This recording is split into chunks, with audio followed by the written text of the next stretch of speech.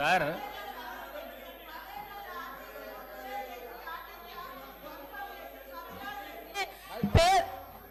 పదేళ్ల టీఆర్ఎస్ ప్రభుత్వంలో ఆర్టీసీ ఆస్తులను ధ్వంసం చేసి కుదేలు చేసి కబ్జాలు చేసి ఆర్టీసీ ఉద్యోగులు ఆత్మహత్య కారణమైన వీళ్ళు ఇవాళ ఆర్టీసీ గురించి మాట్లాడుతున్నారు.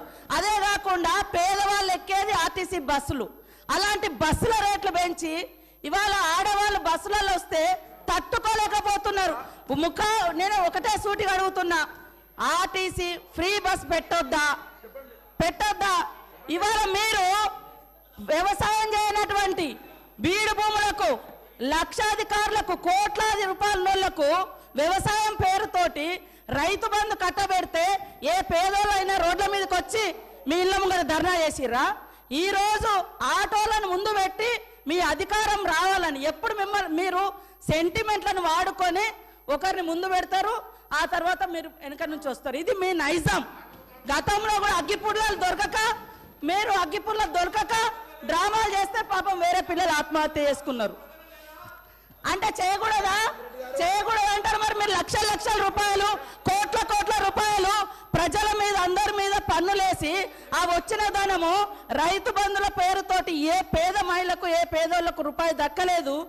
కానీ మీరు మాత్రము లక్షలు ఎత్తుకున్నప్పుడు ఏ పేదోళ్ళన్న రోడ్ల మీదకి వచ్చి మాకెందుకు ఇవ్వలేదని అడిగించేటట్టుగా మేమన్నా రెచ్చగొట్టినామా? ఇవాళ అక్క చెల్లెళ్ళు అడుగుతున్నారు, నెలకు 5-6 వేలు మాకు మిగులుతున్నాయి ఆర్టీసీ బస్ తోటి. అంటే వీళ్ళు ఎందుకు తట్టుకోలేకపోతున్నారో నేను అడుగుతున్నా. మరి ఎక్కడ ఏం దొరకనట్టుగా అదే మాట్లాడుతున్నారు. మొత్తం వీళ్ళు అన్ని తీసేయండి. కాబట్టి ఆర్టీసీ బస్సులలో మహిళలు ప్రయాణం చేస్తే మీకేం ప్రాబ్లం అది చెప్పండి. ఆర్టీసీ కార్మికులను గవర్నమెంట్లోకి తీసుకోవడం, దీని మీద తెలిసినోడు ఒకటి తెలియనోడు ఒకటి మాట్లాడుతూ ఉన్నారు. ఆ గవర్నర్ గారు పాపం మాకు తెలిసి తెలియక అనవసరంగా వివాదం కొని తెచ్చుకున్నాను. అనవసరంగా ఆర్టీసీ పెట్టిందే ప్రజలకు ప్రజా రవాణా ఉండాలని చెప్పి అధ్యక్ష. సరే, క్రమేణా కాలక్రమంలో ఆ సంస్థ నష్టాల్లో కూరుకుపోవటం ఎంత జరుగుతూ వచ్చింది. నేను కూడా ట్రాన్స్పోర్ట్ మినిస్టర్గా పనిచేసిన అధ్యక్ష. నేను పనిచేసిన రోజుల చాలా డెడికేటెడ్గా పనిచేసి, నేను మినిస్టర్గా బాధ్యత తీసుకున్న రోజు ఆనాటి ఏపీఎస్ఆర్టీసీ 14 కోట్ల నష్టాలలో ఉండే అధ్యక్ష. ఆ 14 కోట్ల నష్టాలను పూడుస్తూ వివిధ రకాల ప్రక్రియలు అక్కడ ప్రవేశపెట్టి మరొక 14 కోట్ల రూపాయల ఆదాయం తెచ్చినాం అధ్యక్ష ఆర్టీసీకి. అంటే తమను పూడ్చగలిగితే, శక్తి సామర్థ్యాలు ఉంటే నష్టాన్ని పూడ్చవచ్చు. కానీ ఈ మధ్య ఏమైపోయిందంటే అధ్యక్ష, అనేకమైనటువంటి డీజిల్ పెరుగుదల మన ఆర్టీసీ మేము ఆశామాషిగా చేయలేదు అధ్యక్ష. ఏ పని కూడా అట్లా చెయ్యం మేము. గతంలో ఆర్టీసీ కార్మికులు సమ్మె చేశారు, మమ్మల్ని గవర్నమెంట్లో తీసుకోమన్నారు.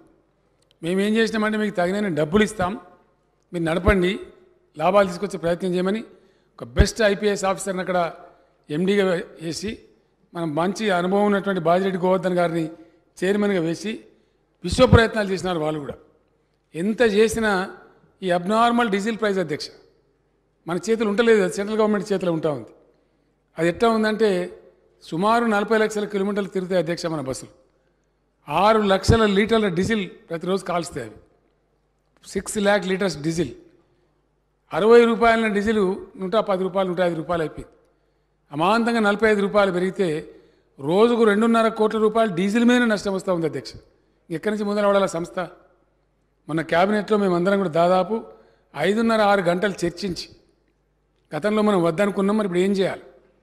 మా చర్చలో తేలింది ఏంటంటే అధ్యక్ష, నేను కుల్ల చెప్తా ఉన్నా, నేను దాచిపెట్టేది ఏం లేదు. ప్రజలకు రవాణా సదుపాయం కల్పించడం ఏ ప్రజాస్వామ్య ప్రభుత్వానికైనా ఒక సోషల్ ఆబ్లిగేషన్. మరి ఆర్టీసీని తీసేయడానికి లేదు. ఆర్టీసీ బెస్ట్ స్కిల్ ఉన్న సంస్థ, జీరో యాక్సిడెంట్ ఫ్రీ ఉండే సంస్థ, ప్రయాణికులను క్షేమంగా చేరవేసే సంస్థ. మనమే లక్షల కొద్ది పాసులు ఇస్తూ ఉంటాం విద్యార్థులకు మరొకలకు. మరి అది మంచి సదుపాయం. ప్రజలు కూడా బస్సు ఉండాలని కోరుకుంటారు తప్ప పోవాలని కోరుకోరు. మరి ఇప్పుడు ఏం చేయమి? ఆ సంస్థగా మనగడ సాగించే ప్రయత్నం లేదు. ఇంకా ప్రభుత్వమే సాధాల్సిందే. వాళ్ళు చేయలేరు. వాళ్ళ కాలికి మస్తు ప్రయత్నాలు చేసినారు. గోవర్ధన్ గారు, ఆ ఎండీ గారు చాలా ప్రయత్నం చేసినారు.